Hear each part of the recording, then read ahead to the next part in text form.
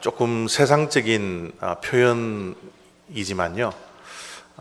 우리 주변을 또 우리 인생을 돌아보면 어떤 사람들은 운이 좀 따르는 사람들이 좀 있는 것 같아요. 반면에 또 운이 좀 따르지 않고 늘 좀 과격한 표현이지만 재수가 없는 그런 하루하루를 살아가는 분들이 좀 있는 것 같아요. 여러분, 운이 따르는 사람이에요? 아니면 운이 좀 없는 사람이라고 여러분들 생각하십니까? 둘 중에 하나는 포함되어져 있을 거예요. 운이 좋은지 운이 없는 사람인지. 여러분, 머피의 법칙이라는 말을 들어보셨나요? 이 머피의 법칙은 뭐냐 하면 안 좋은 일들이 연속해서 나타나는 그런 사람을 우리는 머피의 법칙에 속해 있다, 그렇게 우리가 이야기를 합니다. 예를 들면 제가 이런 일이 많아요. 좀 안 좋은 일들, 이런 일들이 많은데 세차하면요,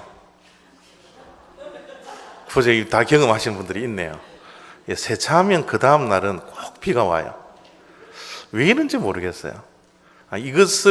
이런 일들이 자꾸 연속되면 머피의 법칙 속에 있다, 재수가 조금 없다, 이런 표현을 우리가 쓰고 있죠. 프리웨이를 타고 가는데 가는 길 그 레인이 많이 막혀요. 그런데 오른쪽 레인을 보니까 조금 뚫혀져 있어요.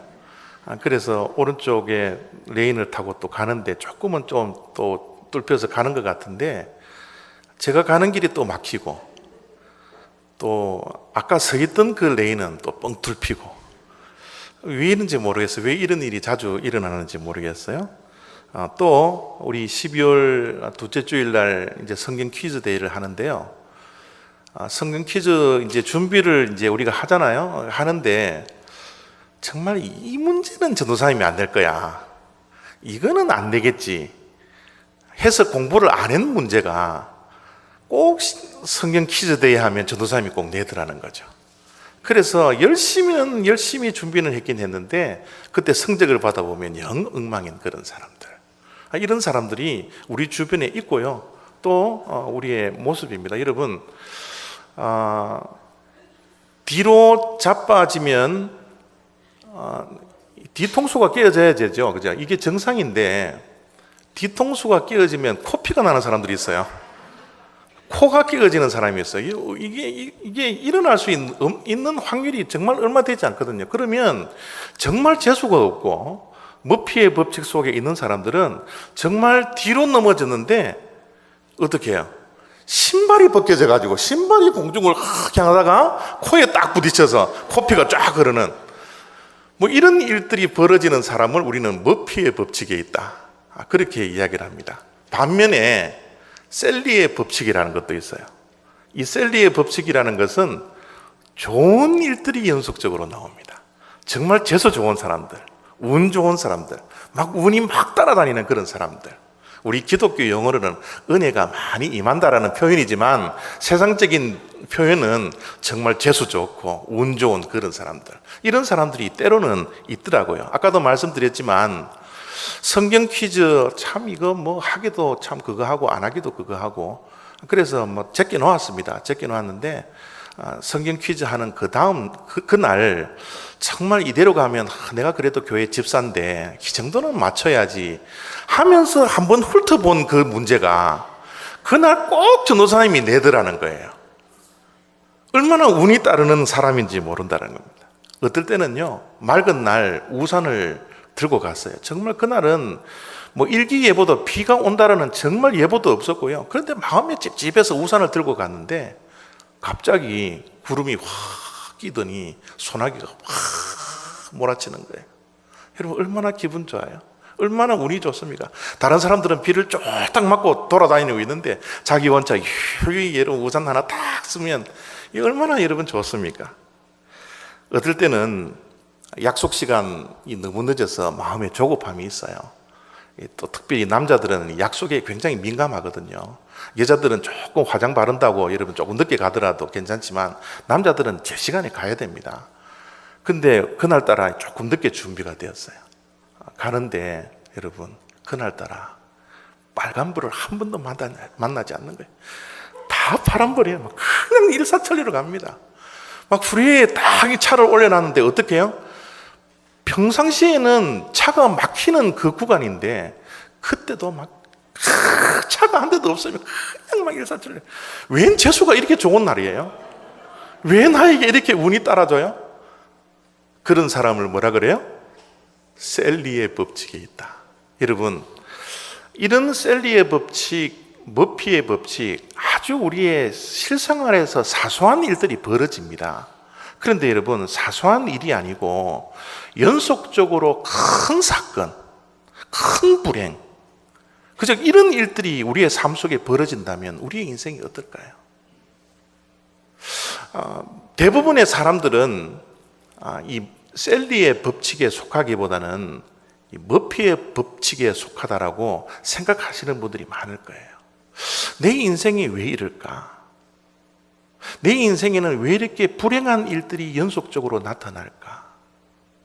정말 다른 사람들의 인생을 보면 참 행복해 보이고 또 잘 나가는 것 같고 그들의 삶을 보면 셀리의 법칙에 있는 것 같은데 왜 내 인생은 발걸음마다 막히는 일이 있고 발걸음마다 왜 이렇게 엉뚱한 일들, 계획하지 않은 일들, 원하지 않은 일들이 이렇게 벌어질까?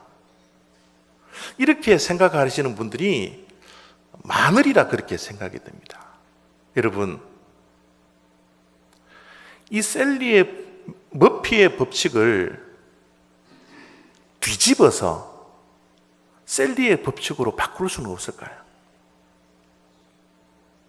만약 우리가 불행의 연속의 삶들을 살아간다면 그곳에 주저앉아 머물러 낙심하고 인생 타령하고 신세 타령하는 그런 인생이 아니라 우리가 정말 머피의 법칙에 있다 할지라도 이것을 뭔가를 뒤집고 역전시켜서 셀리의 법칙으로 내 인생을 바꿔야 되겠다. 남들처럼 정말 재수 좋고 운 좋은 그런 사람으로 바뀌어야 되겠다. 그런 일들이 일어날 수 있을까요? 머피의 법칙을 역전시켜서 셀리의 법칙으로 바꿀 수 있는 그런 일들이, 그런 인생들이 혹시 우리들에게 있을 수 있을까요? 오늘 우리가 읽었던 이 말씀은 이 문둥병에 관한 그런 말씀입니다. 나병 환자죠. 요즘은 나병 환자라고 그러지도 않고 한센병자, 그렇게 병명을 지칭하더라고요. 여러분, 이 나병 환자, 이 육신의 이 질병, 지금은 한센병이 완치되는 병입니다. 완치되는 병이지만 사실 얼마 전만 하더라도 이게 불치의 병이었어요. 단순한 불치의 병일 뿐만 아니라 예수님께서 살아가던 그 시대의 이 한센병은 하나님께서 벌을 주셔서 천벌을 받았다라고 생각했던 그런 시대입니다. 불치병일 뿐만 아니라 천벌을 받았기 때문에 어떻게 해요? 영적으로도 눌림이 있었던 사람들이에요. 또 그들의 모습을 보면 다 일그러지죠. 마디마다 다 끊어집니다. 피와 고름이 그냥 자기가 보는 눈앞에서 그냥 줄줄줄줄 흘러나가는 거예요. 또 그들이 어떻게 해요? 너무 혐오스러운 모습을 가지고 있고 전염성이 강하기 때문에 어떻게 해요? 격리되어지더라는 거예요. 여러분, 우리 한국에서도 이 소록도, 저게 소록도 이 사진인데요. 이 소록도에 이 한센병자들을 격리시켜 놓았잖아요. 그죠? 그렇게 했던 것처럼 뭐 예수님 당시에 이 문둥병자들, 한센병에 있는 사람들은요, 정말 격리되어서 그들끼리 살도록 그렇게 만들어 놓았어요. 여러분, 혹시 여러분의 인생길을 걸어가는 것 가운데 누구로부터 따돌림을 받아본 적이 있습니까? 어느 공동체에 속했는데 그 공동체가 단체로 나를 왕따시킨 그 왕따의 경험들이 있나요? 여러분, 이 왕따, 소외됨, 격리되었다, 이런 단어는 육신의 그 고통보다 어떻게 보면 더 큰 고통이었을지도 몰라요. 문둥병자들이 가지고 있는 이 육신의 질병도 아주 여러분 불행 가운데 불행이지만 여러분 사랑하는 사람들로부터도 여러분 외면당하고 격리되어지고 소외당하는 이 사실 앞에서 정신적으로 무너졌을 겁니다. 또 아까도 말씀드렸지만 이것은 하나님께서 주신 천벌이라 생각했기 때문에 그들은 어떻게 해요? 영적으로도 어떻게 해요? 눌림 속에 있었더라는 거예요. 육, 혼, 영이 모두가 다 피폐되어져 있는 삶, 그게 뭐예요? 한센병에 걸려있던 사람입니다. 여러분, 보통 우리가 가지고 있는 질병은요, 살아가는 가족들로부터 돌봄을 받습니다. 누군가가 아프면 우리가 돌봐주는 게 우리의 상식이잖아요. 그런데 한센병은 뭐예요? 가족들로부터도 돌봄이 아니라 버림받는 사람들입니다. 아무리 사랑하는 아들이라 할지라도, 아무리 사랑하는 딸이라 할지라도 한센병에 걸려 있으면 격리시켜야 합니다. 소외시켜야 돼요. 돌볼 수가 없습니다. 아무리 부모님이라도, 아무리 사랑하는 자녀라 할지라도, 아무리 사랑하는 아내와 남편이라 할지라도 한센병에 걸렸다면 다 여러분 격리를 시키고 외면을 해야 되는, 그것이 한센병에 걸려있던 사람이에요. 오늘 본문에 나와 있는 이 한센병에 걸려있는 사람들은 그런 차원을 가지고서 이 말씀을 보기 시작해야 합니다. 우리가 상상도 하지 못할 정도로 불행한 사람, 그 불행에 자기가 원해서 생겨진 게 아니고 어떤 부주의로, 전염병으로 생겨진 그 질병, 그 질병을 안고 있는 그 사람들 한번 생각해 보십시오. 근데 여러분, 오늘 본문에 나오는 이 주인공인 이 한센병 걸린 사람들이요,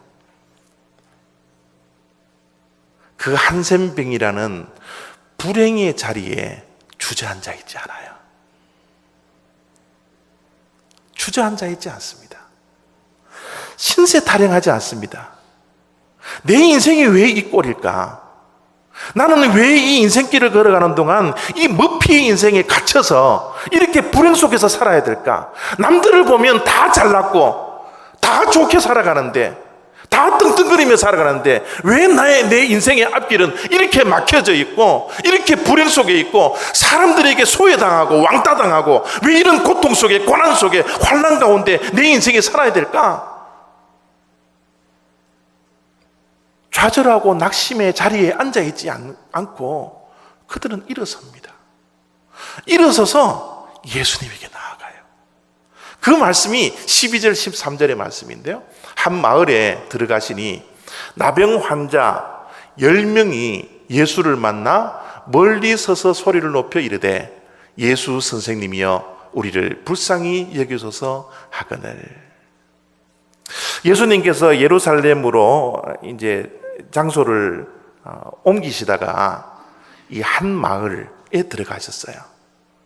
이 한 마을은 소록도처럼 격리되어져 있는 문둥이 촌이었던 것 같아요. 여러분, 문둥이 촌에 얼마나 많은 한센병 환자들이 거기에 있었겠습니까? 그런데 그 많은 한센병에 걸려 있는 사람들 가운데 단 10명만이 일어납니다. 단 10명만이 그들의 불행의 자리에 주저앉아 있지 않고 그들의 인생을 바라보면서 재수 없다라는, 운이 나에게 왜 따르지 않는다라는 한탄 속에 남아있지 아니하고 그들은 어디에요? 그들의 자리를 박차고 예수님에게로 나가는 거예요. 여러분, 우리의 인생이 머피의 인생에서부터 셀리의 인생으로 뒤집을 수 있는 유일한 방법은 우리의 불행의 자리에 앉아있지 아니하고 이 자리를 박차고 일어나 어디로? 예수 그리스도로 향할 때, 우리가 일어나 걸어갈 때, 거기가 우리 인생의 역전의 시작이 된다는 거예요. 지금 10명의 문둥병자들은 그들의 신세를 타령하며 원망하며 탓하며 세월을 보내는 것이 아니라 그들의 자리를 박차고 예수님에게 인생의 역전을 바라보며 인생의 뒤집음을 바라보면서 예수님에게 나아간 거예요. 여러분, 이 문둥병자가 10명이 예수님에게 나아갔는데 뭐 믿음이 좋아서 나간 것 같지는 않아요. 그들의 언어를 바라보면 그렇게 믿음이 썩 좋은 사람이었던 것 같지는 않습니다. 말씀을 다시 한번 보면요, 한 마을에 들어가시니 나병 환자 10명이 예수를 만나 멀리 서서 소리를 높여 이르되 예수 선생님이요. 예수를 누구로 바라본다고요? 선생님이요. 여러분, 믿음이 있다면 예수님을 부를 때 호칭이 어떻게 돼야 돼요? 예수 그리스도시요, 메시아시요, 우리를 구원하실 구원자시요. 예수님을 그렇게 믿음으로 고백을 해야 됨에도 불구하고 지금 10명의 문둥병자, 기적을 바라보면서, 역전을 바라보면서 일어났던 그 자리를 박차고 일어났던 그 문둥병자들은 예수님을 바라보는 그 믿음이 우리가 예수님을 믿는 그 믿음이 아니더라는 거예요. 단지 한 마을에 격리되어서 생활을 할 때 예수라는 그 나사렛 동네에서 일어났던 그 예수의 이름이 들려졌던 겁니다.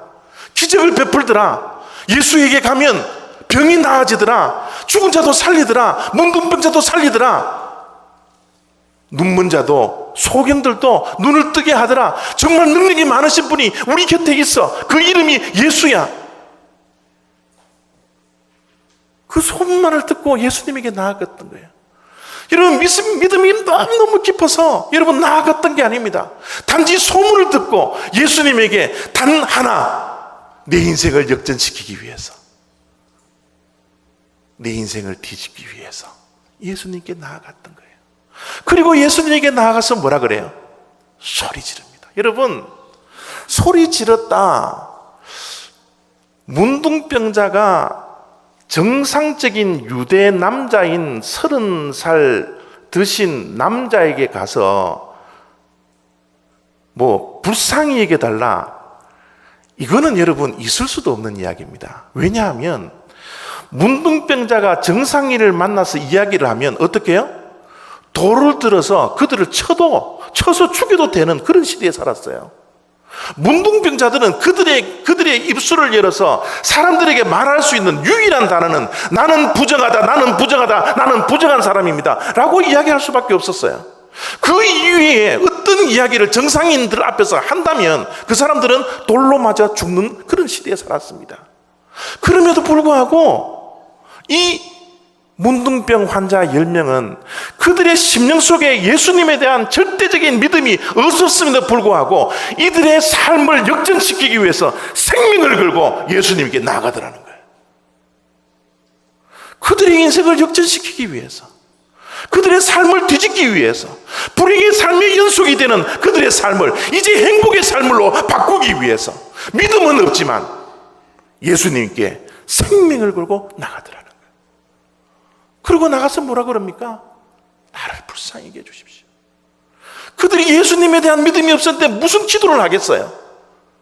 무슨 여러분 간구를 하겠습니까? 그냥 단순히 예수님이여 나를 불쌍히 여겨 주십시오, 우리를 불쌍히 여겨 주십시오, 내 인생을 한번 보십시오, 내 인생이 얼마나 비참한지 내 몸을 한번 확인해 보십시오, 내 몸이 얼마나 불쌍하게 보이는지. 진물이 납니다, 고름이 있습니다, 피가 납니다. 고칠 수 없는 병입니다.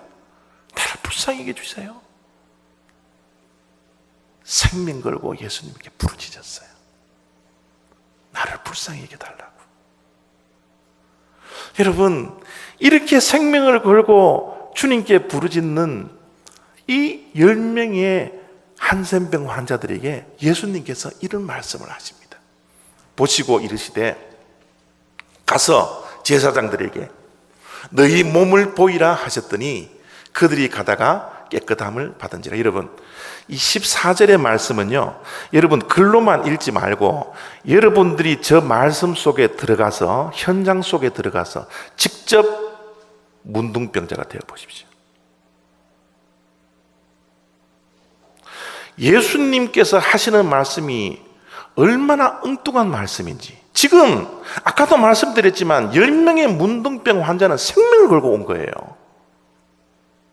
그러면 생명을 걸고 왔으면 예수님이 손이라도 한번 얹어 주셔야지요. 안수기도라도 해 주셔야지요.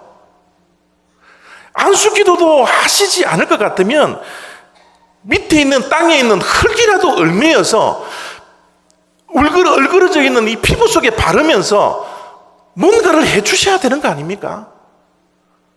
그들의 기대는 뭐였어요? 예수님에게 나와서 생명을 걸고 나왔을 때는 그들이 예수님이 나에게 뭔가를 해주기를 바라면서 왔지 않겠습니까?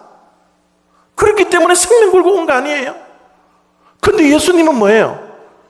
손 하나 까딱거리지 않아요. 기도 한번 해주지 않습니다. 오히려 뭐예요? 가라는 거예요. 누구에게? 제사장에게. 문둥병자가 제사장에게 가는 이유는 완치 판결을 받기 위해서 가는 겁니다. 아니 지금도 고름이 뚝뚝 떨어지고 피가 뚝뚝 떨어지는데 마디마디가 떨어져 나가는 그 몸을 가지고 있는데 어떻게 제사장에게 간다고요?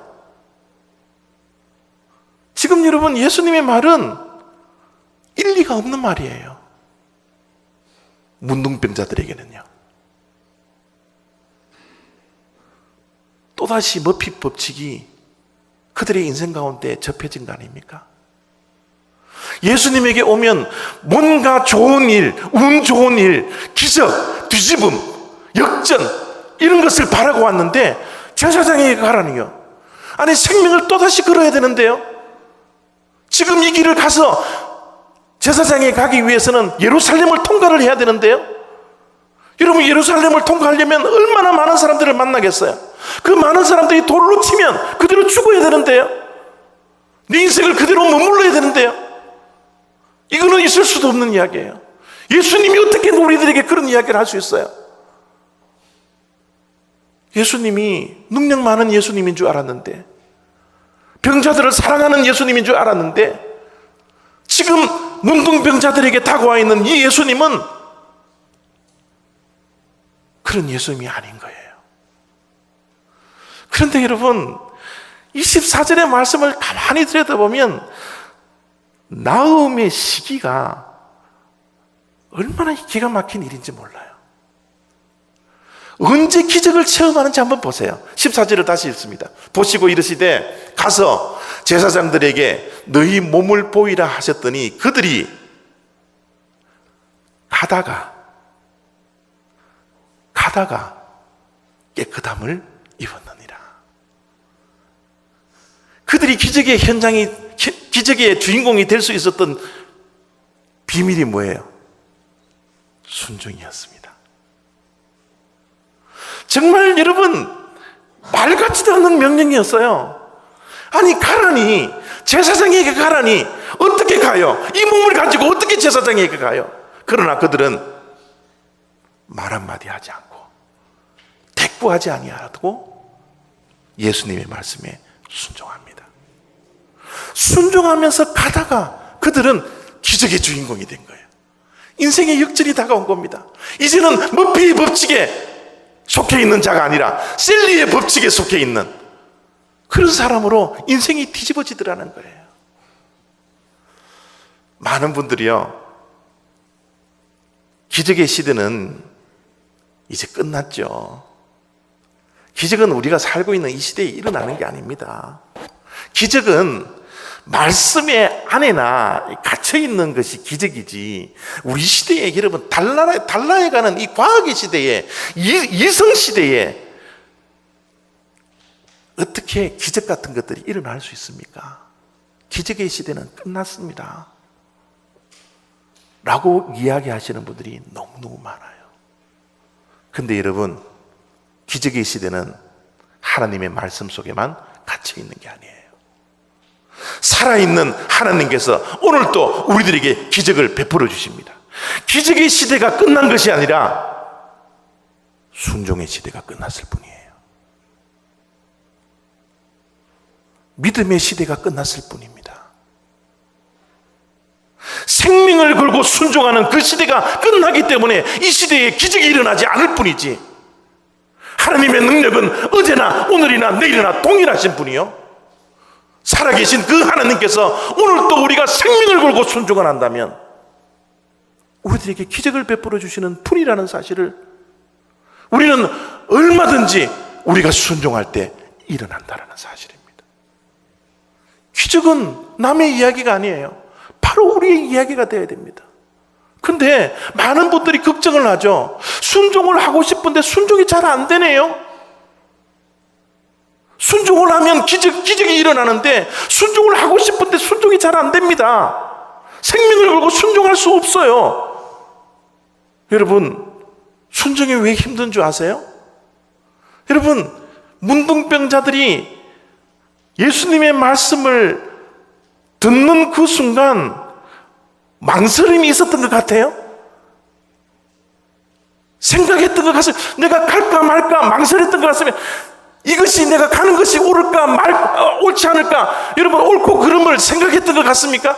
이것이 내가 가면 나에게 유익이 될까 유익이 되지 않을까, 이익을 여러분 따졌던 것 같아요. 순종은 망설임이라는 공간이 있으면 절대 순종하지 못합니다. 생각이라는 공간이 있으면 그 공간은 하나님의 다스림의 공간이 아니라 사단의 다스림의 공간이에요. 순종은 즉각적으로 하는 겁니다. 성경의 말씀을 한번 가만히 들여다보십시오. 기적을 체험했던 그분들이 여러분 망설였던 순종이 아니라 즉각적인 순종을 할 때 그들에게는 수많은 하나님의 능력을 체험하고 기적이 일어났다는 것을 우리가 성경 말씀을 통해서 얼마든지 확인할 수 있는 거예요. 순종은 즉각적으로 해야 됩니다. 근데 여러분, 여기에서 말씀이 끝났으면 좋은데 여러분, 그 다음 말씀들이 더 기가 막힌 이야기들이 오늘 말씀 속에 계속 나오고 있습니다. 15절 16절을 보면요, 그 중에 한 사람이 자기가 낳은 것을 보고 큰 소리로 하나님께 영광을 돌리며 돌아와 예수의 발 아래 엎드려 감사하니. 몇 명요? 10명 중에 몇 명요? 10명이 길을 가다가 다 여러분 기적을 체험했습니다. 그런데 예수님에게 돌아와서 하나님께 영광을 올려드리고 예배드리며 예수님의 발 아래에 엎드려서 감사하는 자는 몇 명이라고요? 한 명요. 9명 어디 갔어요? 여러분, 9명 가운데 몇 분은 제사장에게 달려갔는지도 모릅니다. 내 이 몸을 보라고, 빨리 완치 판결을 내리라고, 난 좋아 죽겠다고 막 제사장에게 막 갔는지도 모릅니다. 또 어떤 분들은 사랑하는 가족들에게 갔을지도 모르겠어요. 내 몸을 보라고, 나는 이제 버림 안 받아도 된다고, 소외당하지 않아도, 격리되지 않아도 된다고, 내 사랑하는 자녀들, 사랑하는 부모 곁에, 사랑하는 자녀들 곁에 와서 집밥 먹어도 된다고 환희에 차서 그 기쁨을 만끽하기 위해서 여러분 가정으로 막 달려갔을지도 모릅니다. 아니면 좋아하던 친구들 곁으로 달려갔는지도 모르겠어요. 친구들에게 가서 내 몸을 보라고, 나는 이제 썩지 않는다고, 내가 이제 피가 나지 않는다고, 고름이 나지 않는다고, 새살이 막 돋아나고 있다고 친구들에게 가서 막 자랑하고 있었는지도 모르겠습니다. 그러나 여러분, 그 10명 가운데 한 사람은 그 수많은 마땅히 찾아가도 될 사람들을 찾아가지 아니하고 그의 우선권에는 누가 있었어요? 하나님에게 있었습니다. 하나님께 있었던 겁니다. 감사의 우선권은 하나님께 있었던 거예요. 내가 자랑할 수 있었던 것은 하나님 앞에서 자랑해야 되겠다. 주님 앞에 돌아온 것은 한 사람이었던 거예요. 10명 가운데 돌아오지 않았던 9명, 마음속에 감사가 없었다라고 생각하지 마세요. 그렇게 판단하지 마십시오. 문둥병자가 가다가 병이 나음을 보고 왜 마음속에 감사가 있지 않았겠습니까? 만약 감사가 없었다면 사람도 아니죠. 그런데 여러분, 주님 앞에서 돌아와 감사를 표현했던 사람은 한 사람이라는 거예요. 마음에 품고 있는 감사, 그것은 어떻게 보면 주님께서 원하시는 감사가 아닐지도 모릅니다. 10명 가운데 1명 돌아온 그 한 명만이 자기의 마음속에 있는 이 감사를 주님 앞에 돌아와서 감사를 표현했더라는 거예요. 여러분, 이 9명을 향하여서 감사를 표현하지 않는 이 9명을 향하여서 주님께서 하시는 이 안타까운 말씀을 한번 들어보세요. 예수께서 대답하여 이르시되 10사람이 다 깨끗함을 받지 아니하였느냐? 그 9은 어디에 있느냐? 그 9은 어디에 있느냐? 10명이 동시에 기적을 체험하고 그들의 인생이 뒤집어졌을 텐데 왜 한 명만 와서 나에게 감사를 표시하느냐? 여러분, 진짜 감사는 표현된 감사입니다. 우리의 지식은 아무리 많이 배워도 내 입술로 표현되지 않으면 그게 내 지식이 아니에요. 내가 아무리 사랑한다는 마음을 품고 있어도 사랑을 표현하지 않으면 그것은 사랑하는 마음이 아닙니다. 진짜 사람에게 미안하면 미안하다라는 표현을 해야지 진짜 미안한 마음을 가진 것이지 표현하지 않는 것은 아무것도 아닙니다. 주님께 감사하는 마음, 여러분 누군들 안 가지고 있겠습니까? 그런데 주님께 나와 발 아래 엎드려서 감사를 표현하는 사람은 10명 중에 1명이었다라는 거예요. 표현되어져야 합니다. 표현되는 것만이 진짜입니다. 우리 자녀들 키울 때 자녀들이 철이 없어서 이 부모님 속을 많이 썩이잖아요. 여러분, 자녀들이 철 들었다 할 때가 언제입니까? 그 기준이 언제예요? 여러분들 다 기준이 다 다르겠지만 저는 그렇더라고요. 자녀를 키우면서 제가 철이 들었구나 라고 판단할 수 있는 것은 뭐예요? 부모에게 감사를 표현할 때. 그전에는 철들지 않았을 때는 부모에게 얼마나 원망이 많은지 몰라요. 불평이 많은지 몰라요. 탓이 많은지 모릅니다. 여러분, 얼굴을 찡그려요. 감사할 줄 몰라요. 그런데 철이 들기 시작하니까 뭐예요? 부모 앞에 와서 감사하다고. 나를 이렇게 키워주셔서 감사하다고. 나를 이렇게 낳아주셔서 감사하다고. 이런 표현하더라고요. 그게 여러분, 자녀들이 철들었다는 증거 아닙니까? 우리 신앙인들의 철이 언제 들어요? 주님께 감사를 표현할 때입니다. 우리 여러분 신앙생활하면 누구나 다 주님께 감사하는 마음을 가지고 있을 거예요. 그러나 감사하는 마음만 품고 있으면 그것은 철든 감사가 아닙니다. 감사는 주님 앞에서 표현되어져야 합니다. 우리 올리브 장로교회 성도 여러분 한 분 한 분은 철든 신앙인이 되어지기를 바랍니다. 하나님께 감사를 할 때 표현할 수 있는 감사가 우리들에게 있기를 원하는 것이에요. 2015년도를 돌아보세요. 2015년도 돌아보면 얼마나 여러분 감사할 일이 많아요. 물론 감사할 일도 많지만 불행한 일들, 예견하지 못했던, 예상하지 못했던, 일어나지 않아야 할 일들도 우리 인생에 얼마나 많이 다가와 있고 고난 가운데, 어려움 가운데, 무피의 법칙 속에서 지금도 헤매고 있는 우리 성도님들의 발걸음이 있으리라 생각이 듭니다. 그러나 여러분 가만히 1월달부터 11월달까지 돌아보면요, 모든 것이 하나님의 은혜예요. 발걸음마다 하나님의 은혜예요. 힘든 어려운 가운데서도 피할 길을 주시고요, 피할 수 있는 지혜를 주시고요, 때로는 하나님께서 강권적으로 우리를 인도해 주셔서 하나님의 은혜를 날마다 체험할 수 있는 발걸음이 될 수 있는 그런 인생으로 만들어 주셨던 것이 2015년도이지 않습니까? 여러분, 2015년도 11월 넷째 주일이 우리는 추수감사주일로 하나님께 감사의 예배를 드리는 날입니다. 감사를 표현하시기 바랍니다. 하나님께서 베풀어 주시던 그 은혜가 여러분들이 얼마나 크게 다가와 있는지는 모르겠지만 발걸음마다 인도해 주셨던 그 하나님, 우리의 삶을 무피의 인생으로 머물게 하지 아니하고 주님께 나올 수 있어서 우리의 인생을 역전시키게 하시고 주님 앞에 나와 부르짖고 우리의 기도가 때로는 응답되게 하시는 그 하나님의 은혜를 생각하며 주님 앞에서 무릎 꿇고 감사를 표현할 수 있는 다음 주가 되었으면 좋겠습니다. 이 감사를 표현하는 이 한 명의 문둥병자에게 주님은 덤으로 이런 말씀을 해주십니다. 그에게 이르시되 일어나 가라, 내 믿음이 너를 구원하였느니라. 여러분, 이상하죠? 감사했을 뿐인데, 감사를 표현했을 뿐인데 주님은 그것을 믿음으로 보고 있는 거예요. 진짜 믿음은 뭐예요? 감사를 표현하는 겁니다. 감사를 표현할 때 그것이 예수님의 듣기에 너무 좋아서 내 믿음이 너를 구원하였느니라. 돌아오지 않고 하나님께 감사를 표현하지 않았던 그 9명은 육신의 질병은 나았는지는 모르겠지만 그들은 구원받지 못했어요.